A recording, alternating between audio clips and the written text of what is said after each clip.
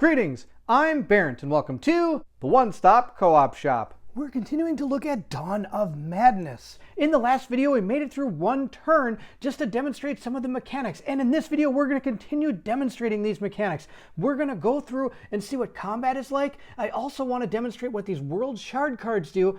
And I'm also going to take you through a portal card over to the Conscious Realm so that we can traverse that as well. Now, before we begin, I do want to mention that Byron himself has created a video series. So if you're looking for a fantastic way to learn Dawn of Madness, please go check that out. I'm going to put a link to it in the description below.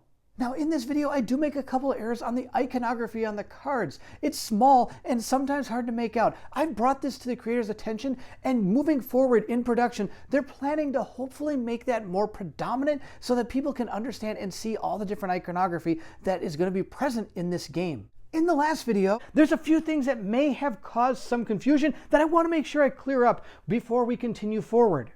The first thing is when we put down our malformation decks.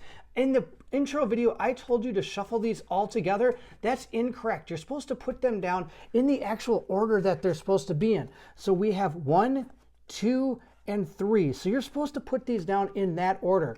And as these cards get discarded, your malformations may eventually leave the board. So if this malformation has interacted with you or the abomination at some point or any other wanderer, you're going to slowly go through these cards, and if they're all gone, then that malformation is going to be removed from the game, and it no longer will be able to help you fight your abomination during this campaign round.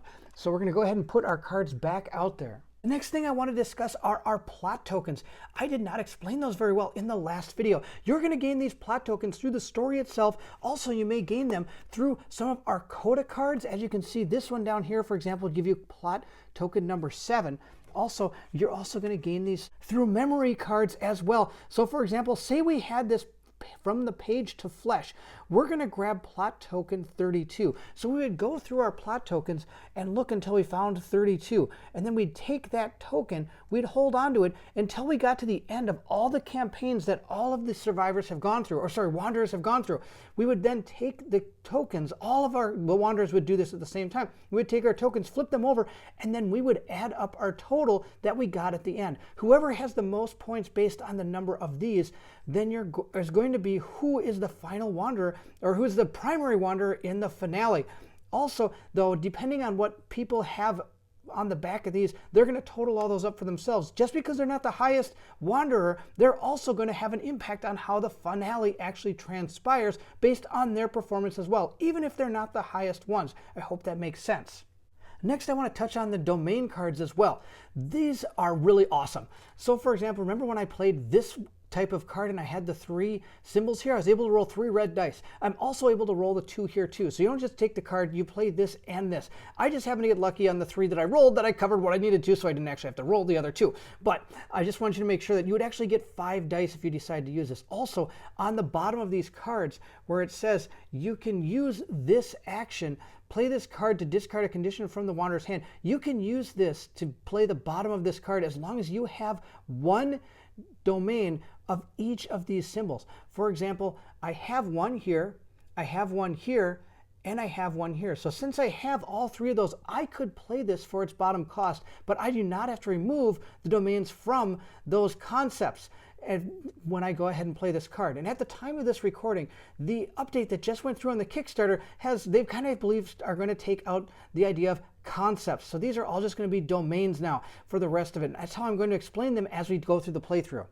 Again, remember, this is a prototype of the game Dawn of Madness, and anything you see here could go through any changes as the game gets produced and as the Kickstarter unlocks new stretch goals. I hope that clears up any confusion that may have happened during the last playthrough. If you're excited to see Dawn of Madness, then I need you to meet me at the co-op shop.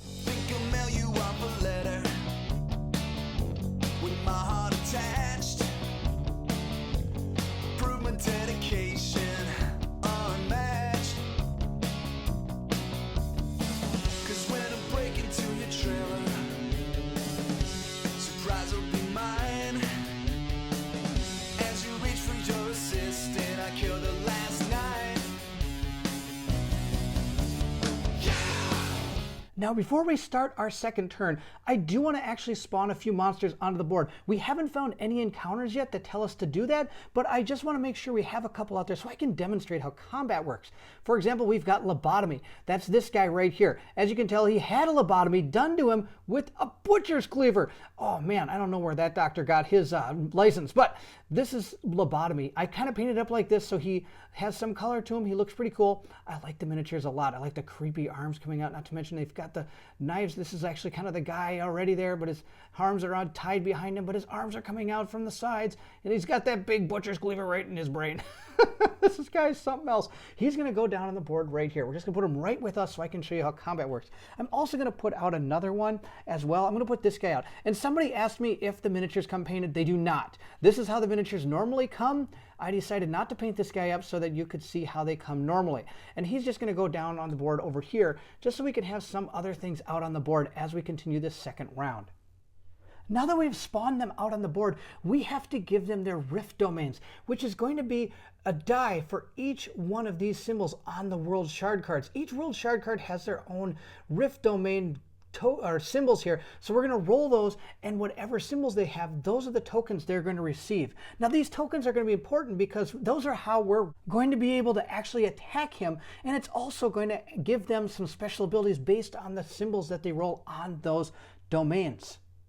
So for example, if we look at lobotomy, there's these 3 marks here that you're able to put tokens into. Now when we looked at that world shard card, it had 2 red and 1 blue. So we're going to roll those up right here, and we got a finger symbol, the wild symbol, and then we also got the brain symbol. So we're going to go ahead and grab those tokens. So we're going to go ahead and take each of these tokens and place them right down here on lobotomy. So he's got these 3 symbols. Now in order to actually do damage, we have to remove one of these, and then we're able to do damage. Also, if we look, it says right here, each brain shown on the domain rift inflicts 1 extra damage of the corresponding sentience. I'll show you how that works, but I just want you to see that because he has this domain, he's going to be able to take advantage of this ability right here. Also down here it says wanderers cannot attack against brain domain rifts on these cards. So for example, he's fully protected from blue at this point, which is not good for us, but that's okay. Maybe we'll get him with the red symbols. Now we also have to do the same thing for Aftershock, and if we look at the world shard cards he's on, he gets a green, a purple, and a blue. So we're going to roll those up and see what happens. We've got those symbols. Let's go grab the tokens. So again, we're going to place them out here. We've got the purple symbol, the blue symbol. Now where you put them on the card is not going to matter, just as long as they're in the little token areas. It doesn't matter which one is first. It just matters that they're on the card. And again, if we look here, if he has any of these extra symbols that go along with this, this would happen. Now we're in luck. This guy is not going to be able to trigger his extra ability here. So we're in luck, at least for now. Also on this card, we're going to see his health, his mental capacity, and how many shards we're going to gain if we're able to take this guy out. So now that we've got our character or enemy all set up here, we're going to grab their tracker here and put it down on the board. So if we take our 2 markers, we're going to put Aftershocks at 6, just like his mental tracker capacity is at. And lobotomy, actually, his mental capacity is 7, so he's way up there with us. He's actually going to go right before us, which is actually going to be pretty terrible because we're in the same place as he is. But that's okay. I'm excited for that because I can at least demonstrate how all this combat is going to work. So since both Emily and lobotomy have a 7 mental capacity, he's going to go first. We're going to go look at his card and see what he's going to do. So let's look at lobotomy's card and see what he's going to do. It says right here, a wanderer is in the same space. Spend 2 mental capacity to inflict 1 damage of each sentience shown on the domain rifts to a wanderer in the same space. So that means he's going to be doing 1 red damage and he's going to be doing 1 blue damage to us. Also, it says down here, for each brain symbol shown in the domain rifts, inflict 1 extra damage of the corresponding sentience. So he's actually going to be doing 2 blue damage and 1 red damage. Now we're going to have to see if we can take care of this damage or if we're actually just going to take that much in existence. Now to prevent damage in this game, we're going to go ahead and roll dice. So we're going to be able to roll our 2 red dice and 1 blue dice, since we're taking 2 blue damage and 1 red damage. Now, of course, we can also spend our domains to help protect us, and this is the protection domain. So technically, we can spend our red cube to prevent the damage, but first we should roll our 2 red ones. Now, also, we could use some of our cards to help us out, and we might just do that because otherwise we're going to get hit pretty bad. What about this one? This seems like a pretty good card to use. We're going to go ahead and use this so I can get a red die and 2 more blue dice.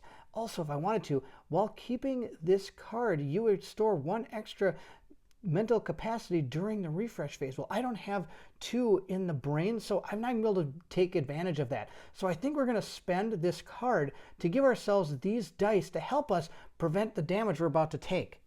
So playing our card means that we're going to gain these extra dice. So I've got 3 blue dice because I gained 2 from the card and 1 from my actual dashboard. And I also get 1 red dice from my domain card, and I get 2 from my dashboard. Now, while we roll these, I'm going to be looking for these eye symbols. That's going to be our protection against the damage that this thing's going to do. So let's see how this goes.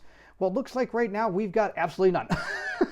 It's terrible. Oh, well, if we needed brains, this was the best roll ever. But sadly, that's not how it goes. So we're going to actually be taking some damage. So we would be taking 3 existence, but I am actually going to spend my red domain over here, and I'm only going to take the 2 blue damage. Now, let's say that I had rolled actually 2 red eyeballs and no blue eyeballs. I would only be able to block the 1 red coming in. I wouldn't be able to block any of the blue unless the actual blue symbols were able to roll the eyeball symbol. So you have to block the actual colors with the actual colors of dice and actual colors of your cubes or domains that you see here. I hope that makes sense. Now, of course, sadly, I forgot my Envenom card. This has been a while since I played it. When you inflicted red damage, you roll 1 less dice. So I should have rolled 1 less dice, but it didn't matter. I didn't roll any anyway. So I have taken 2 existence from that attack from lobotomy. And to do that attack, he had to spend 2 mental capacity, which means now it is my turn, and I'm going to go ahead and attack him. But before we do that, there's a mechanic I wish to show you. I'm going to go ahead and spend 3 of my mental shards. This is something I could do. I could spend my 3 mental shards to have one of my malformations perform his or her resistance action against the abomination. Now, since my 3rd malformation is in the same square as the abomination, I'm able to go ahead and use the resistance action. So we're going to spend our 3 shards like I said before. Now, also, I could use these shards to perform our world shard card as well. As you can see, it takes 3 shards and 2 mental capacity to do it, which is something else I want to show you as well. But for now, we're going to spend them on this. I will actually just gain these back because I do want to demonstrate that card as well. But this is how this action is performed. We spend the 3 and we go ahead and attack this abomination. So to make our resistance action, we're going to use our card from our malformation, and then we're going to go ahead and grab a confrontation card from the actual abomination. And we're going to take both of these cards and we're going to resolve what they do. Let's look at them side by side. So if we look first at our malformation card, we're going to be looking at the bottom section down here. This is going to be the ability that might happen as we roll the dice. And these are the sentience that we're going to be rolling for our malformation, and we're going to use those dice rolls to compare against what is happening over here on our confrontation card. So it says right here, for each double eye in the die roll result, the abomination is going to take 1 damage. So that's going to be how we're actually going to do damage to him. Now also, we're going to continue on down after we do the actual roll. So we're going to gain all these dice, we're going to roll and hopefully get a bunch of eye symbols. So I've got all the dice from our malformations bottom card. Let's roll them up and see what we get. So it looks like we got 1, 2 red eye symbols, which is going to be great. We also got 2 wild symbols, which I believe I can use as the iris symbols as well, because they equal any type of domain. So if we look at our card here, it says, for each double eye in the die roll result, the abomination takes 1 damage. So from our die roll, it looks like he's going to take 2 damage. So we're going to take our 2 existent and put it right here on our friend Frenzy Rage. And look, we got him on the ropes. He only has 18 left. That's it. Now at this point, we're going to continue on down the card. It says the central wanderer can lose X amount of existence to inflict X damage to the abomination, where X is no more than 3. Well, we've already taken 2 damage, so I don't know if we want to do any of that. So we're not going to do any extra damage to the abomination, but we do have the option on this card to do that. Also, it says down here, each wanderer within 1 space of the abomination takes 2 green sentience damage. So I believe that's going to be us. And yes, we're 1 square away, so we are going to take 2 green damage. Also, at this point, we are going to discard this card. Now remember, there's only 3 of each malformation, so our 1 card is already gone. Also, since we did our resistance action, this is going to be removed from the game, and it will come back again during our next refresh phase. Now, if we look at Emily's board here, she gets 2 green sentience to roll. So I get 2 green dice. I also have a domain card here if I want to use it. They'll give me a green and 2 blue, but I don't want to use this. I'm going to save this for something else. So we're going to roll and see if we can get some eyeball symbols or wild symbols to save us from the damage. We got 2 eyeball symbols. Wow, that was awesome. All right, we're able to prevent all the damage that the abomination would have done to us. Since our 3rd abomination was able to do its resistance action, we also are going to put the token all the way to the bottom. It's not going to be used anymore because she's not on the board. We do get to flip over the next card that our 3rd malformation has. And remember, they all only have 3. So once you get done with those, they can't help you anymore when fighting this abomination. So I think it's best to always try to do it when you can. So now that that resistance action is done, it's still my turn because that did not cost us any mental capacity. The next action I want to perform is I'm going to use our domain card here that says play this card to discard a condition card from a wanderer. And I do have at least 1 in each of those domains. So I'm going to be able to get rid of this evil envenomed card that we have because this thing is out of control. I don't want this in my hand anymore. And we're going to go ahead and discard this up here with the rest of our cards. That means we're only down to 2 cards. I need to discard this one as well because we played it during that last attack. So these are the cards that I have left, and I have a feeling we're about to play this one. So what I'm going to do is I'm going to choose to attack lobotomy. Now to attack an aberration or a distortion, you're going to go ahead and choose one of these to try to do damage through. I'm going to choose to attack him through this domain right here. So let's go to our card and see how much damage we're going to be able to do. So if we look at our character's dashboard, I said card, sorry. If we look at our character's dashboard, we get to roll 2 red dice. I also have a cube up here in the domain, so we're going to be able to do 1 damage to him, hopefully, no matter what. But I hopefully see a whole bunch of these symbols. And look, we also got this card. I'm going to play this card for its top value, though I could play this card at any time to gain a finger domain of any sentience. So I could get a red one right now, meaning I would be able to do 2 damage plus roll the 2 from this as well. Oh, I could also maybe play this card. Let's see what it says here. This one says action. Play this card to choose a character to lose 2 existence. Oh, do I meet the requirements? 1, 1, and 1. I need 1 here, 1 here. Oh, I do. Okay, so we're going to play this actually before we make the attack. Our action first is going to be to play this card to do 2 existence to lobotomy right now since he's in our square, and we're going to hit it. So I've already done 2 existence to lobotomy. He only has 5 left. We could get really lucky. All right, so here's lobotomy. This is our domain that we have already. And some of you may notice that I'm not actually using my dice tower. I've decided to go back to this dice shaker so I can demonstrate all the stuff while still having some of the cards in there for you to look at. So we're going to go ahead and roll our 5 dice, but it only comes with 3. So we're going to roll 3 first, and we're going to see how this goes. Oh my gosh, look at that. We've already got 3. Oh, couldn't this get any better? 1, 2, 3. We've already done 3 damage to him. Now I get to roll 2 more. So let's see how we do. All right, we need to roll 2 more of those. Let's see what we do. Oh my gosh. Okay, best roll ever. All right, so I got 2, 3, 4, 5. We've done 5 damage. I actually don't need to spend this because we've gotten 5 damage through this domain. Remember, these are wild, so I can make them whatever I want. So I'm going to choose to make them these.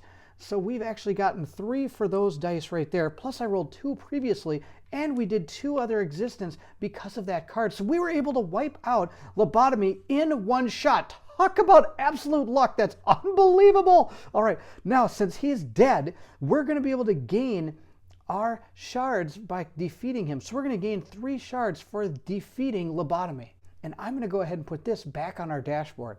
One Shot Emily is going to go ahead and grab her 3 shards. Now we're out of domain cards completely. We played both of those cards, and we also played the other 2 during lobotomy's turn, so we're out of cards. Now we'll get 2 more during the refresh phase, but that's how fast these cards can go. And we also have to remove lobotomy's miniature from the board because we were able to slaughter him in one shot. Wow, unbelievable. Now we're going to have to move our mental capacity down 2, which means, look at this, everything's going to go. Of course, lobotomy's not going to go. He's dead, so I'm going to remove his thing from the board. But we still have Aftershock, both our malformations, and of course our abomination. Now I'm going to go ahead and choose our level 1 malformation to move next because it's either her, Aftershock, or the abomination. I want her to go first. So if we look at our card, it says roll the otherworld die and move up to 1 space toward the space shown in the result. If there's a wanderer in the same space, during this process, stop moving. That wanderer must go to the entry below. Now, of course, I don't think it's going to happen because it's only going to move 1 space. But we're going to go ahead and roll our 12-sided die and see where she goes. 5. So she's going to move as close as she can to number 5, which is off the board over here. So its fastest way to get there is actually going to be to move towards this abomination. So again, this is actually a really good point where I could actually do damage to this guy again, but I have a feeling he's not going to be here when it actually is her turn again. Or, sorry, when it's my turn again to be able to do the resistance action. I'm going to go ahead and take her mental capacity tracker and put it all the way down here. Remember, our malformations only get to do their action 1 time during the round. Our next person to go is, I'm actually going to go ahead and have Aftershock perform whatever he would do next. So here's Aftershock's card. We start at the top. It says no wanderer within 2 spaces. Expend 2 mental capacity to roll the otherworld die. Move 1 space towards the space shown in the result. Now we're 3 spaces away from Aftershock, so he is going to perform this one. Now if we were 2 spaces away, it says right here, expend 1 mental capacity to move 1 space toward the nearest wanderer. And if he had the skulls type symbol, it says that he would immediately repeat this action until reaching a wanderer or he had no more mental capacity. Now he doesn't have that on his character card here, so that wouldn't even take place. And on top of that, we're more than 2 spaces away.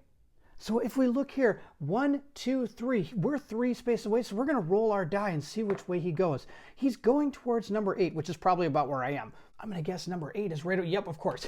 He's going to be moving towards us as usual. Oh man, I can't catch a break. Nothing ever wants to go away from me. All right, he's gone ahead and moved. We're going to have to move his token for the mental capacity tracker down 2. So his mental capacity is going to go down to 4. The only person left to go is going to be our abomination. So if we look at Frenzy's card, the first thing we see here is at the beginning of Frenzy's first turn. Well, this is his first turn. So he's going to spawn a Devour token in the space, then spawn another Devour token in spaces occupied wanderers.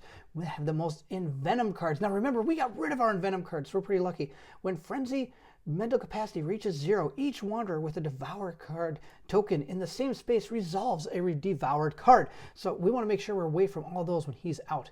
So that's going to happen. On top of that, we're going to be doing this top one here because Frenzy is in a space with a green sentient.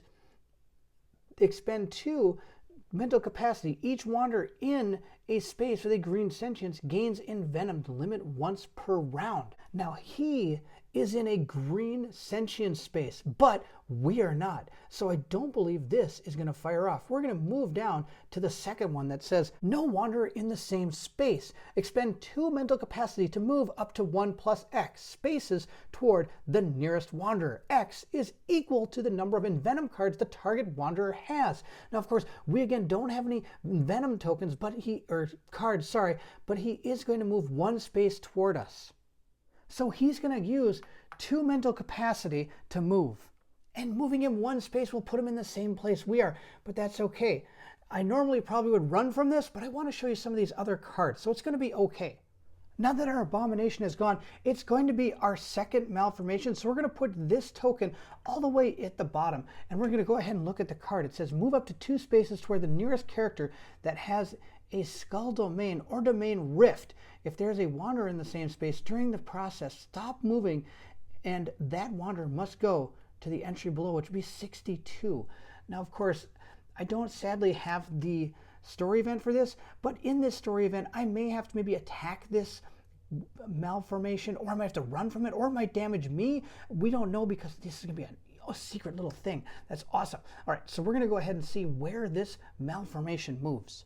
Now, our second malformation is standing in the same place that Aftershock is, but Aftershock's rift domains are only these, so he doesn't have the skull one. So that means our malformation is going to go walking straight towards us. 1, 2, and it's going to end up in our square.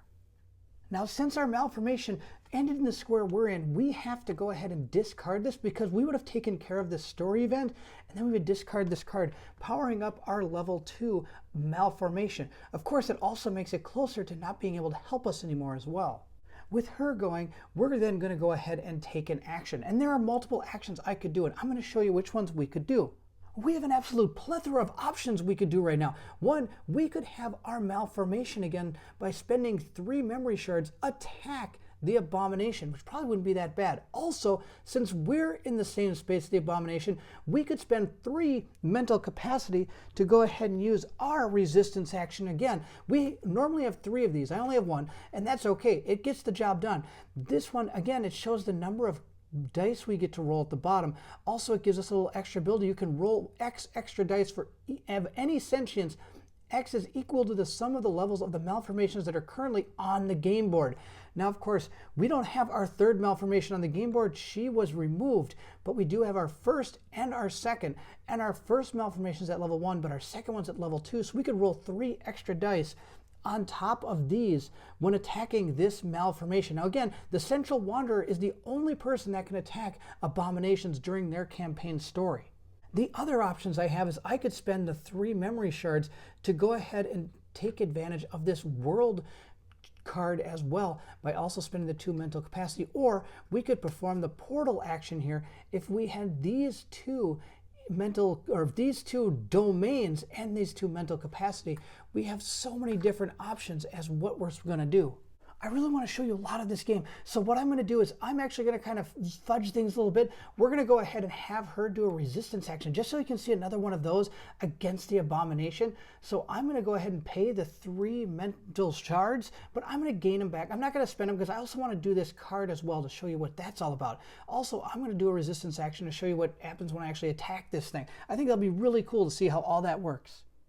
Now, to do our resistance action with our malformation, we have to pay 3 memory shards. But I'm actually just going to keep these so we can use them for that card. That's where I'm going to kind of fudge things a little bit. Now, memory shards are able to get in multiple ways. 1, defeating monsters. 2, you can get them through encounters. And 3, other wanderers, when they gain memory shards, can choose at the moment that they receive the shards to divvy out the amount they want to the primary wanderer for their campaign. So there's all different ways of gaining them. So if a person gets 3, they could maybe give 2 to the central wanderer. That way they have the ability to perform a lot more of these resistance actions against the abomination, therefore helping out a way to get through the actual chapter of the game. So our second malformation is going to take this card, and it says here that I get to roll again these dice down here to try to wound our abomination. Also, at any time when these appear in the die roll result, each wanderer that has a psychiatric treatment gains 2 mental capacity. Now, the way we gain psychiatric treatments is there's a couple ways. 1, we can find them through different encounters. Also, being in contact with the creator of the game, they're thinking about giving every wanderer the ability to gain one of their inner offerings at the start of the game. So now that we have our malformations card, we do have to take another one of these cards as well. And we have to combine these 2 cards and the attack to see what actually happens to our abomination. So let's go ahead and take a look at these. So here's our malformation card again, and we're going to be rolling these dice very shortly and be able to hopefully take advantage of some of that. Now, of course, I don't have a psychiatric treatment right now, but that's okay. Let's go ahead and look at the abomination card. It says for each one of those symbols in the die roll result, the abomination takes 2 damage. So that'll be really good. We want to get a lot of those. Next it says, if this is a malformation resistance action, the central wanderer can remove one of his or her coda cards to inflict 2 extra damage. Oh, that'd be awesome. Now, I don't have any coda cards. I should maybe have one from our last playthrough, but I don't have any at this time. Then we have to spawn a devour token in each world shard containing a malformation. Oh, that's going to be pretty bad. So let's go ahead and roll our dice and see what we do to our abomination. Now, according to our malformations card, we're going to gain 2 blue, 2 yellow, and 2 green. So I have them right here. Let's roll these up and see what we can do to our abomination.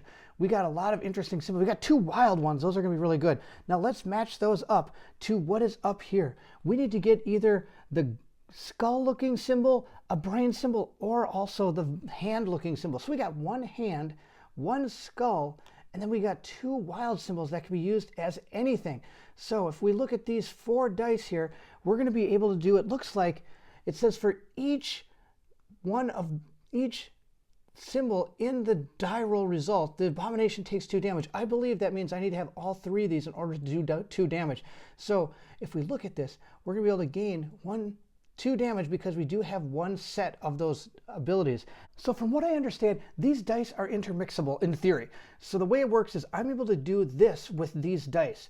Also, it doesn't mean I spend the dice. So these dice can be used again. So we're going to use this die and then our 2 wild cards to grab our brain symbol and also the finger symbol. Oh, we got the finger symbol right here. So we could go ahead and take advantage of this one as well. Now the problem is, like I said, I don't have any, what are those, psychiatric treatments. So I'm not going to gain back the 2 mental capacity, but you can use the dice that you've used here to also take advantage of the thing that's on this card as well. So let's go do 2 damage to our abomination.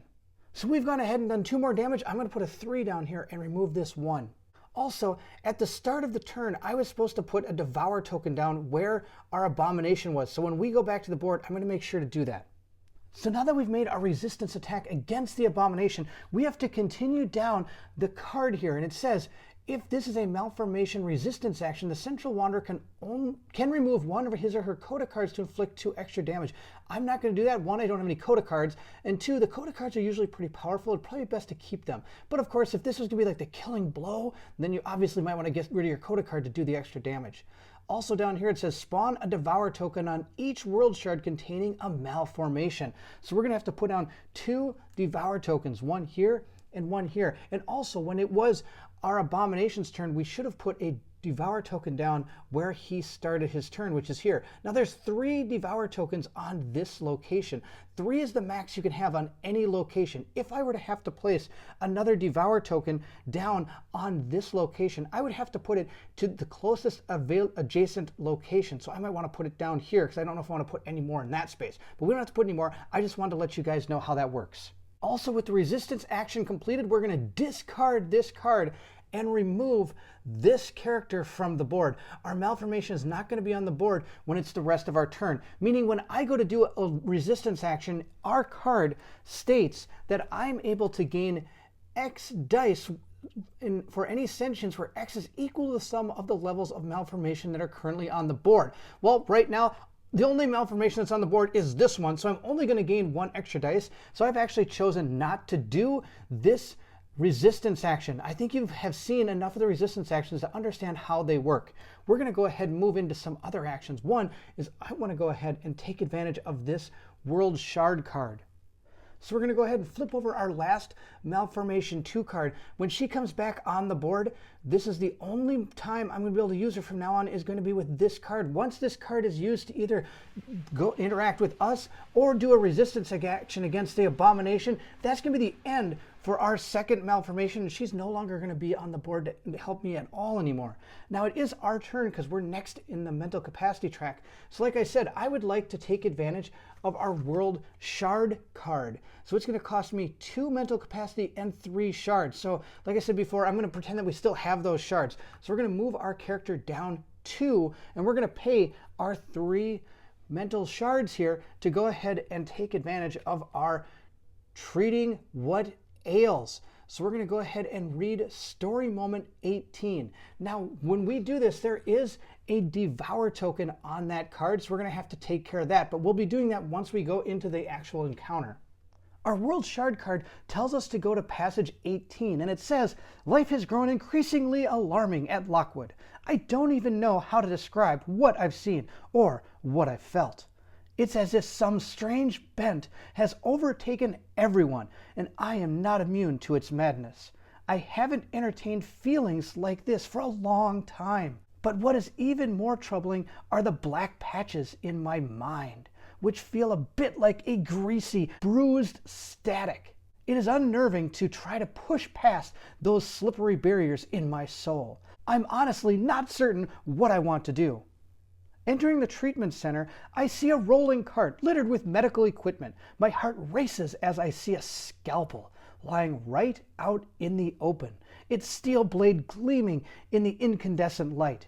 I reach for it, but my hand pauses, my resolve and my fingers wavering.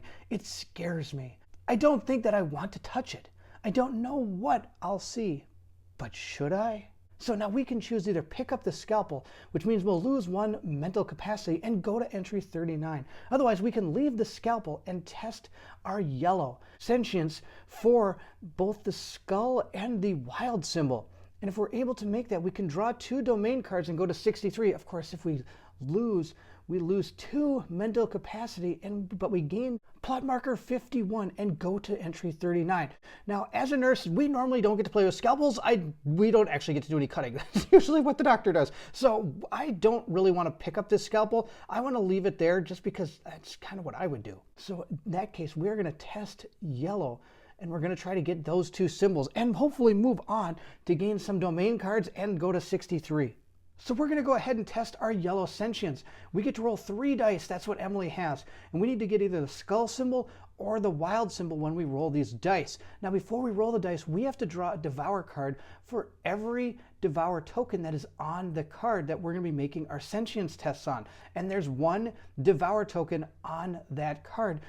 So we have to draw 1 sentience or 1 of our devour cards. And our devour card says, you discard 1, 2, or 3 domain cards depending on how many wanderers we have in our actual game right now. We don't actually have any domain cards, so we don't have to worry about this, but down here at the bottom is a red symbol. If that would mean we'd have to remove the amount of dice equal to what colors are down here. I'm not rolling red sentience, so this card is actually not going to come into play at all. But if I were having to make a red test, I would have had to remove 1 of my dice while making this test based on what the devour card has said. Now, with that in mind, we're going to go ahead and roll our dice and see how we do. We need to get 1 of the wild. Okay, we got a ton of these symbols, but we didn't get any wild symbols. And we do not have any yellow wild domains, so we've actually failed this test. So upon failing that test, we would have to lose 2 mental capacity. I'm not going to lose the 2 mental capacity because I want to show you more of the game. And if we lose mental capacity, that means that we're not able to do as many actions during the turn. And I want to do as many as we can. So I'm not going to lose it, but we should have lost it based on that failure. Also, we're going to be gaining plot token 51 that we're going to put with our other plot token. And again, at the end of all the campaigns, before we go to the finale, we would flip all these over and add up our scores to see who has the most points as our wanderers, and also what ending we would be going to. Also, since we're not able to leave the scalpel alone, we have to go to entry number 39.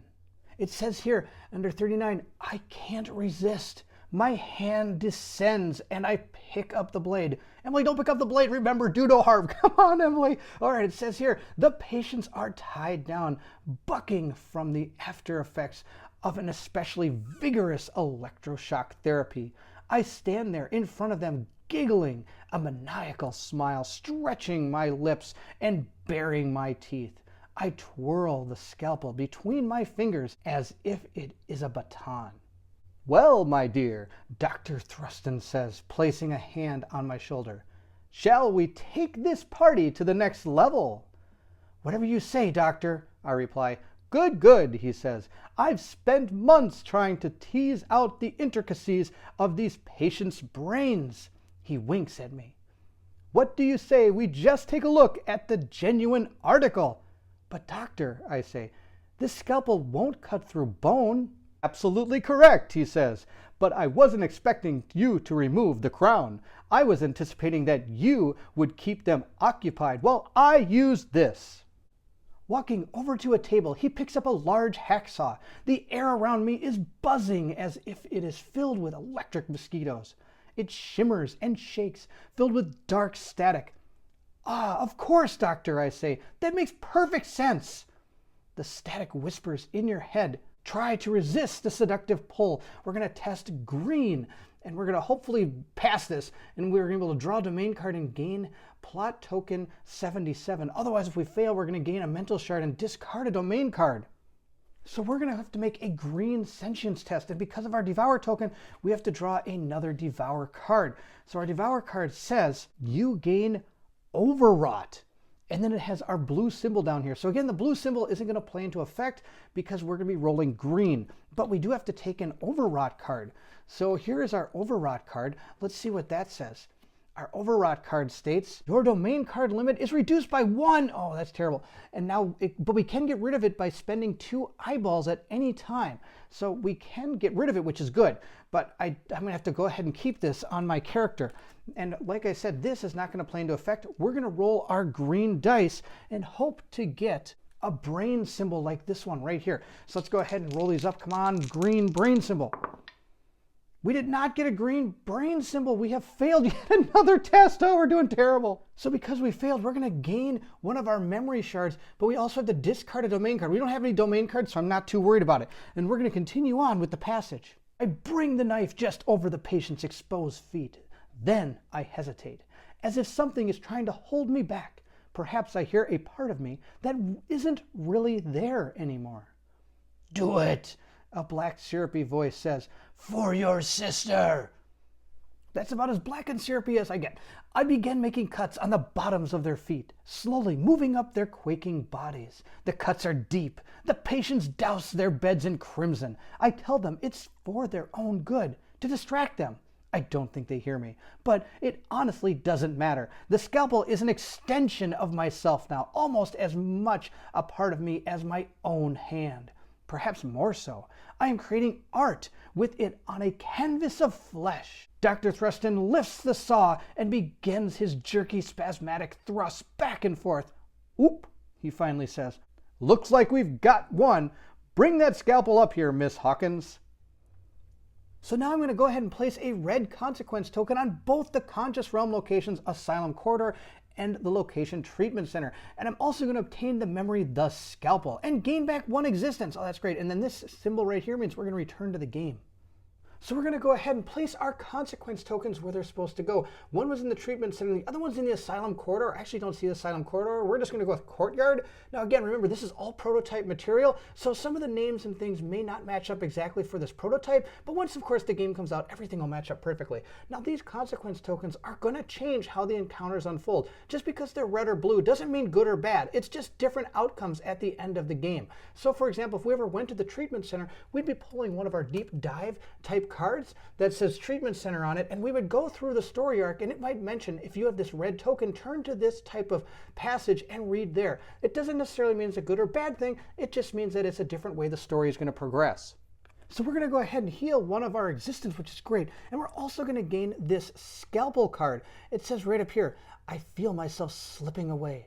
It's this place. I can't tell right from wrong any longer. There's only desire and curiosity and the midnight static. And now there's a story event that goes along with it. If we decide to, we could learn a little bit more about our scalpel. But as it stands right now, we get to gain 1 red sentience when we go ahead and make any of our sentience checks. So we're up to 3 dice now instead of 2. And it says here, when you attack, you can spend X mental capacity to roll X extra dice. X is no more than 3, so I can't spend more than 3, but this is a really great card, especially if you're going to be having to fight against people. So we're going to go ahead and gain that. We're going to put that there, and we're going to move on to the rest of our turn. All right, our turn is done. Wow, that was something else. This game's definitely not for kids. So we're going to go ahead and move one of our 2, either the Abomination or Aftershock next. I think we're going to go with Aftershock just to see what he does. So if we look at Aftershock's card, no wander within 2 spaces. That's wrong. There is a wander within 2 spaces. A wander within 2 spaces, but not in the same space. Expend 1 mental capacity to move 1 space toward the nearest wanderer. And of course, there's this extra little thing down here. If he actually had the skull icon up here, he would immediately repeat this action until he reached a wanderer or he runs out of mental capacity. Well, he's not going to run out and he doesn't have this. So he's only going to expend 1 mental capacity to move 1 space toward the nearest wanderer. So he's going to move 1 right over here. Now, just to speed up the game a little bit, he's going to move his mental capacity tracker down 1, which means he's going to have to be able to act again before I go. So I'm actually just going to move him again right up there, and we're going to move his mental capacity tracker down 2. Of course, in between that, our abomination is going to go, so we're going to see what he does as well.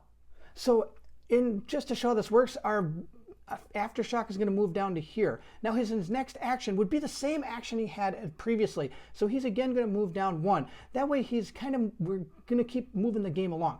We're now going to check to see what our abomination does.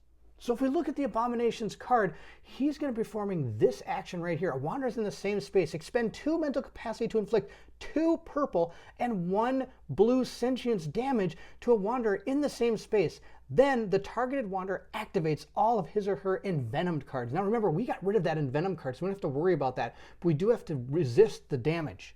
So we get to try to resist the damage by making a sentience test. So we get to roll our 2 blue dice and our 1 purple dice to see if we can resist the damage. Of course, since this is a sentience test, we have to take a devour card for every token on that card, and there's 1. So we're going to go ahead and reveal our devour card. And it says here, lose 1, what is that? Oh, that's a mental shard or a reality shard or something. We have to lose our shard. That's terrible. All right, that was absolutely terrible. Also, it has the blue symbol down here, so we're going to lose 1 of our blue dice. We're down to only 2. Oh, hopefully we can resist some of this. Let's see what we do. Okay, we didn't resist anything, so we're going to be taking 3 damage. That's absolutely bonkers. Now, I'm going to take 3 damage, but I'm actually going to use this domain to go ahead and at least block 1 of it. I'm going to turn it into a purple eye symbol, so I'm only going to take 2 damage, and we're going to go ahead and remove the 1 and be stuck with 3. So we're down to 7 existence. So he's going to have spent 2 of his mental capacity to do that attack.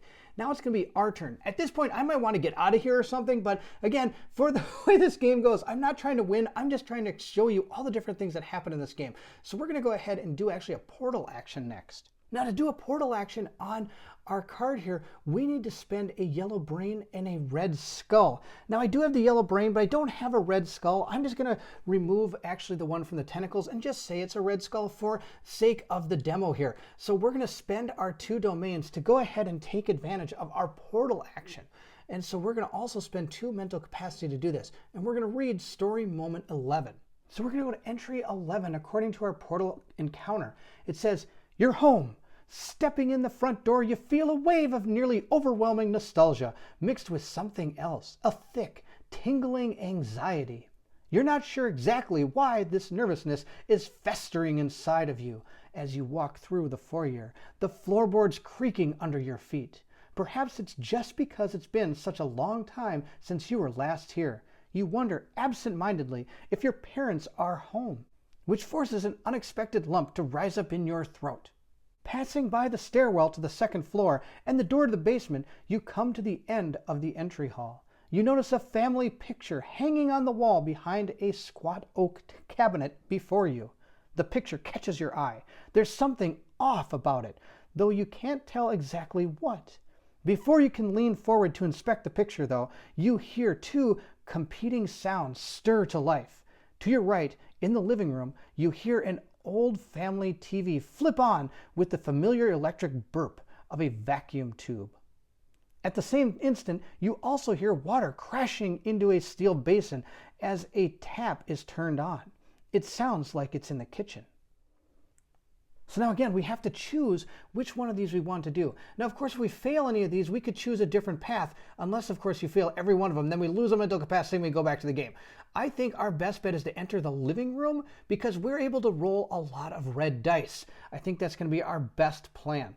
Of course, I could also roll a couple green dice, but I need to get these eye symbols. So that might be our second chance. And of course, our final one, I think, would be to peer into the kitchen because we don't actually have a lot of purple. So we're going to take a red sentience action, and we get to roll 3 dice, 2 from our dashboard and 1 because of our scalpel. Of course, we do have that devour token on there, so we have to draw a devour card and see what happens. Oh, we got one of the ones that is actually for our abomination. And it says, the abomination moves towards you. Well, that's okay. He's already on us, so he's not going to be moving towards us. So this devour card isn't going to take any effect. Now, we have to try to get that little hand symbol here. That's our plan. All right, come on, let's roll these up and get that hand symbol. Oh, we got it. Oh, we got a couple of them. So we're good. We got the symbol we needed to move on. So we're going to gain a memory shard, and then we're going to go to number 95. And it says, turning from the portrait, you stride into the living room. You are initially taken aback to see that the room appears to be completely empty. If no one is here, then how did the TV turn on? Hello, you call. Is there anyone here? There is no reply. Just the sound of static as the TV screen ripples with black and white electric snow. Frowning, you walk slowly over the creaking, dusty floorboards, sweeping your gaze over the room. Certainly, it has seen better days. The paint is peeling on the walls. The furniture is draped in old mildewed blankets and sheets. Well, hello there, my young friend. A voice calls from the TV. Golly, it seems like ages ago since the last time we saw each other. Attempt to keep yourself from panicking. Test blue for the skull symbol. So we're going to have to try not to panic. We're going to draw a devour card, and it says, oh, you gain Invendum. Oh, that's terrible. But we also lose a purple die. We're not doing a purple test. We're doing a blue test. We're going to do it right here. I only get to roll 1 blue die, and we're trying for this skull symbol. And we got the brain symbol, so we failed. We lose 1 mental capacity, but we continue on. You stop dead in your tracks and slowly swivel toward the TV. On the screen, a man dressed up like a doctor is standing in what must be the set of a children's program. A medical bed reclines behind him with a tiger puppet lying under its sheets. Beside the bed stands a wolf puppet dressed like a nurse. The man is smiling a dazzling grin. His eyes lock directly onto you. Well, don't dawdle, the doctor says. By all means, take a seat. We have oodles to do, and we need to get right to it. You decide to sit down, lose 1 mental capacity, and gain the story moment fixed 56. And for your next action, I have to take story moment 56 as my action. Or I could try to force the TV off, test green, and I need to get both for one of those 2. I gain one of these and draw 2 domain cards. All right, let's give it a shot. We're going to test green. So again, we have to test our green sentience, and we have 2 on our dashboard, but of course we have to take our devour card, and it states, you gain lightheaded. Wow, I'm getting lots of stuff. The spiral's just going down. So our lightheaded card states, at the beginning of the refresh phase, you must lose a blue domain of any concept if able.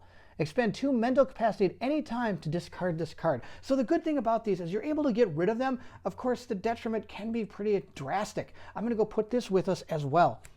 But now we're going to have to remove a yellow die. Now we don't have yellow dice, we're rolling green. So we're going to go ahead and roll up our 2 green dice, and we need to get those symbols. We got 2 brains. Oh no. Oh, we're in luck. Brain is one of the symbols we needed. We only need to get one of the symbols because it didn't say and in the book. It just said this or that, or had 2 different dice. So that just means we need to get one of the symbols. So we were able to get the symbol, so we were able to actually turn off the TV. So we're slowly being able to gain back these memory shards. And as you can see, these memory shards are very powerful because they're able to be the only way we can make our malformations attack that abomination. So the more of these we get, the more damage we can do the abomination. And the earlier you kill the abomination, the less it's going to have an effect as the game moves forward. Now, if we would have failed that test, we would have had to take a token for number 56 and place it on our dashboard. Then, like it said in the book, we would have to resolve that as our next action. But we were able to actually turn off the TV, so we don't have to worry about it.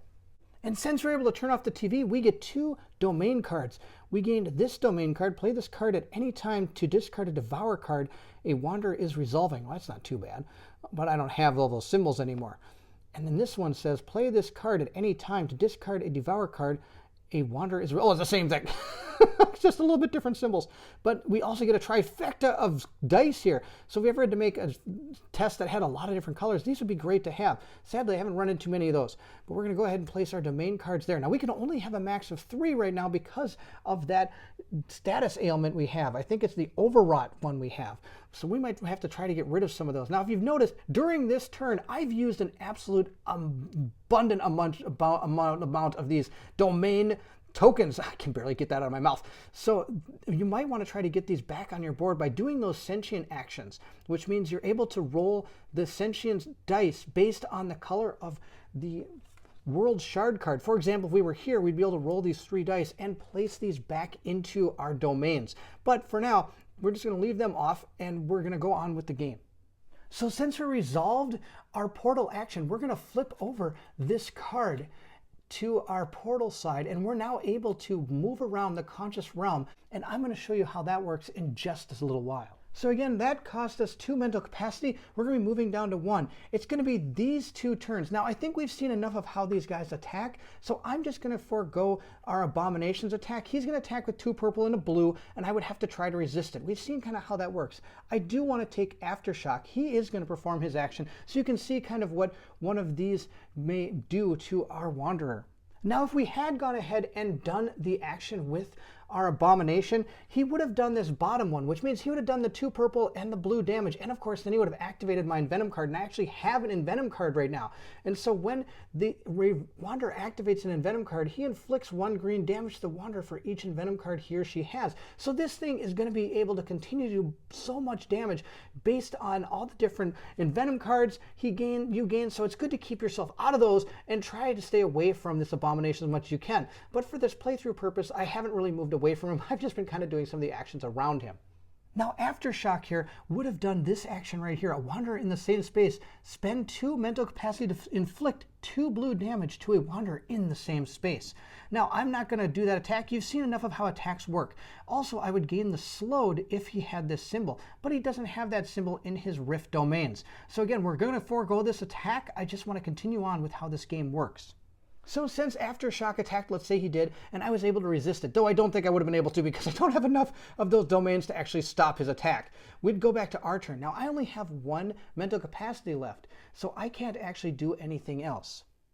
So with our mental capacity track resolved, we're going to move into the refresh phase. I'm going to perform this phase because I want to show you how these are going to be spawning back onto the board. We're going to spawn all our malformations and any of our wanderers that cease to exist at this time. Of course, our wanderer did not cease to exist. She's right up here. If she had ceased to exist, she would have taken a detriment based on the abominations card. And our abominations card states right here, the wanderer that ceased to exist gains withered, and each wanderer gains envenom. So you don't want to cease to exist. Bad things are going to happen to you. But the malformations are not actually that bad if they cease to exist. Of course, they don't come back onto the board if they don't have any more of their cards left to be able to use. Of course, our number 2 is down to its last card. We're going to spawn that one first, and we got an 8. So we're going to place her out on the board on number 8. Of course, she's right over here. Everybody, I can't get these people away from me. They're everywhere. So they're all so close. All right, and our next one is going to spawn at number 12, which is right up here.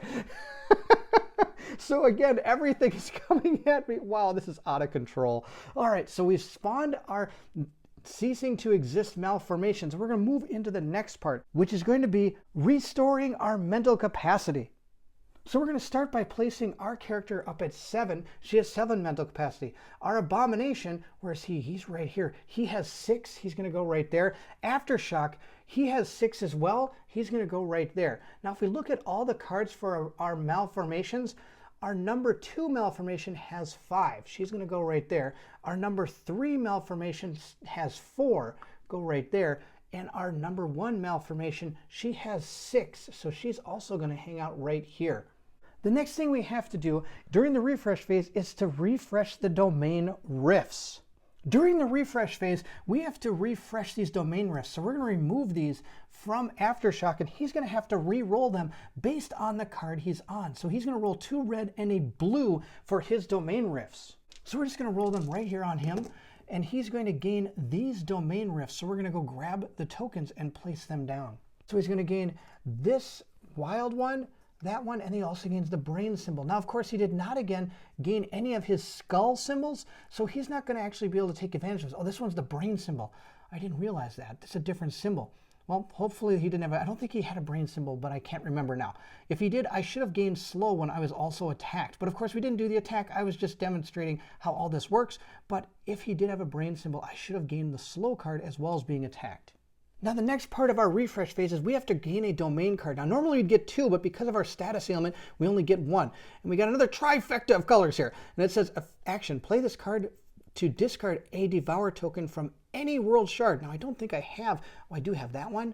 I don't have the eye symbol. So if I wanted to get, I don't have the brain symbol either, so it's not going to help. But if I did one of those actions, I might be able to start getting, Ascension action, I might be able to start putting these back out onto my grid here. Also during the story moments and encounters, you might be able to gain some of these back as well. At this point, I'm also going to gain a treatment. The designers of the game have said that the way they're thinking about doing it is you're going to be able to start with one of these. So I'm just going to go ahead and take one. You can also find these in story moments.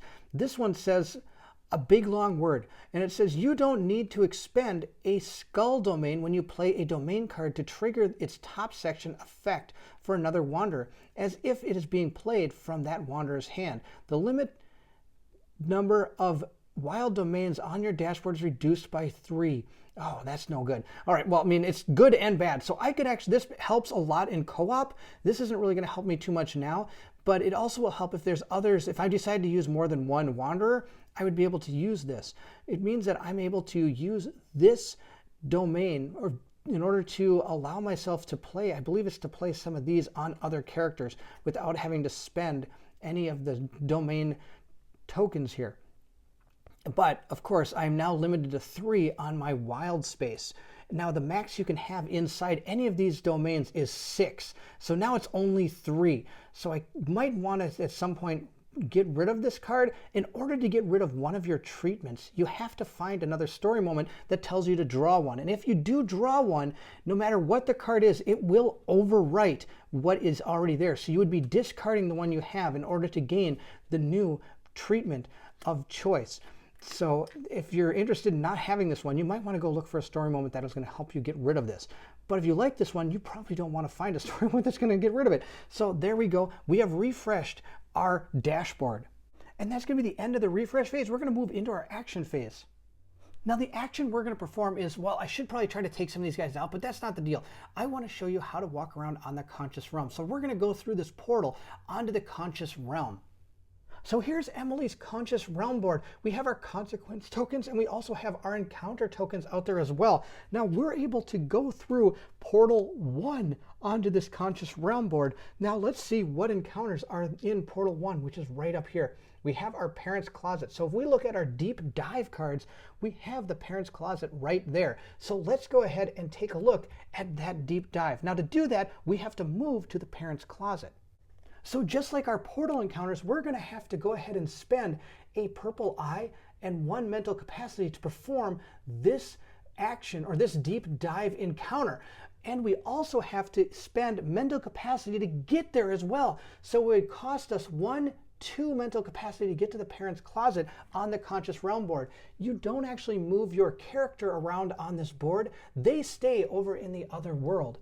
But you're going to just figure out how far it is to get to this token.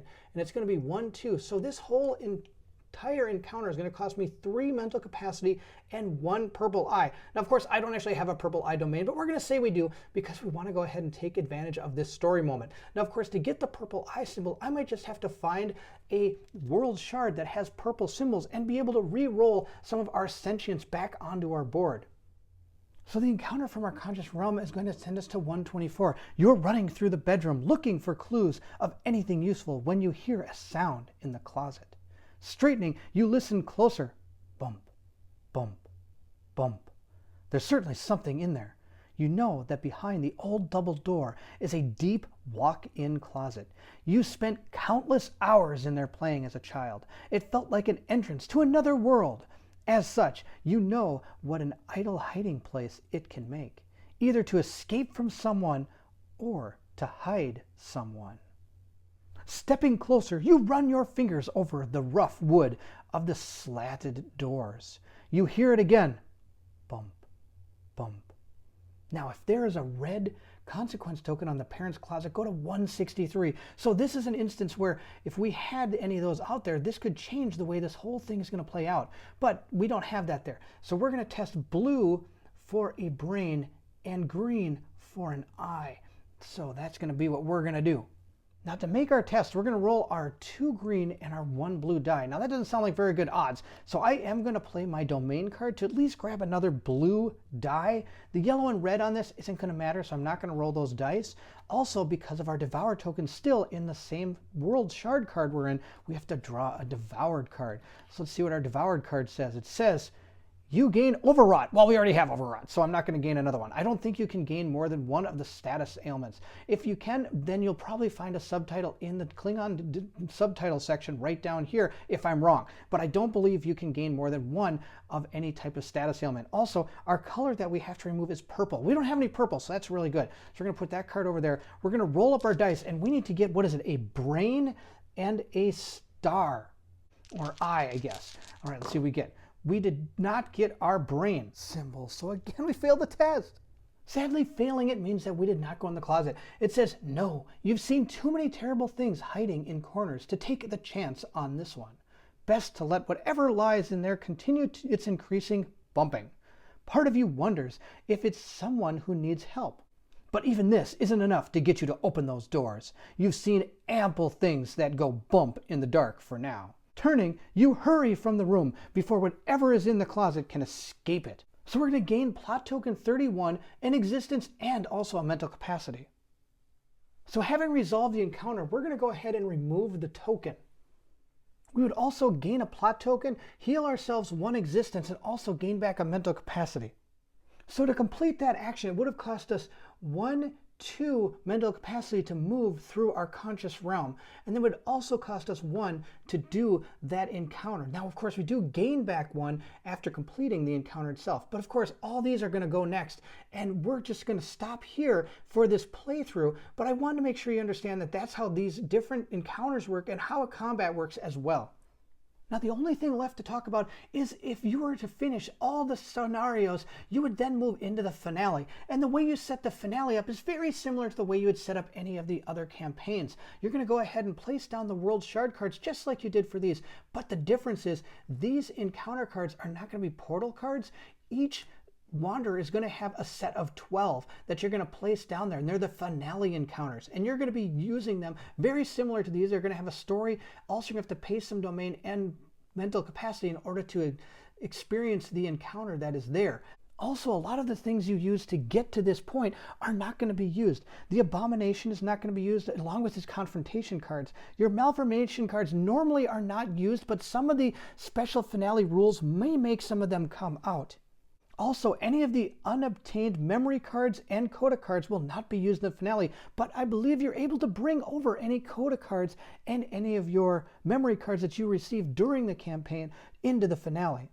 Also, each finale is going to have its own rule set that you're going to have to read about in the storybook. So when you're setting up the board, these are going to be the encounter cards you're going to use if this is the chosen finale that is going to be taking place. There's, of course, I believe 4 different types of finales that could happen. So based on your story, it's going to determine which 12 encounters we're going to be putting on the board. So for example, this one will be going down on the board, and this is the finale we're going to be using based on who it is and what type of story has progressed for Emily, if she was the one that had the most points at the end to be able to complete her finale. As for the rest of the setup, it's going to be very similar to the way the actual campaign boards are set up. So that is going to be the way the finale is set up. Of course, many of the rules and the way the finale takes place is going to be found in your storybook based on the way the story actually unfolded. I hope in this video I was able to clear up any misunderstandings from the previous video. I was able to show you exactly how some of these cards interact and how combat and the resistance action works. That's going to be it for our Dawn of Madness playthrough. Thank you so much for watching. I hope you enjoyed the playthrough. Again, like I said, this is a prototype, and anything that's in this video may change as the game gets produced and things unlock during the Kickstarter. If, of course, you're interested in this game, please look in the description below. There will be a link to the Kickstarter where you can ask questions in the actual forum area. And also, I'm going to put a link to Dimension Games where you may be able to contact some of the creators there as well if you have any questions about this game. Also, please feel free to leave anything in the comments below. I'll do my best to answer any questions. And if I don't know the answer, I'll try to get to Byron and see if he can give me an answer to your question. This game is really exciting. It's got some great mechanics going on for it. And once you get the way the mental capacity tracker works, a lot of this game just starts to move really fast and is really fluid. Before I end, I do want to thank Dimension Games for giving me an opportunity to gain this prototype so that I can show you this awesome game that is Dawn of Madness. Thank you again for watching, and if you're excited to see what comes next, then I need you to meet me at the co-op shop.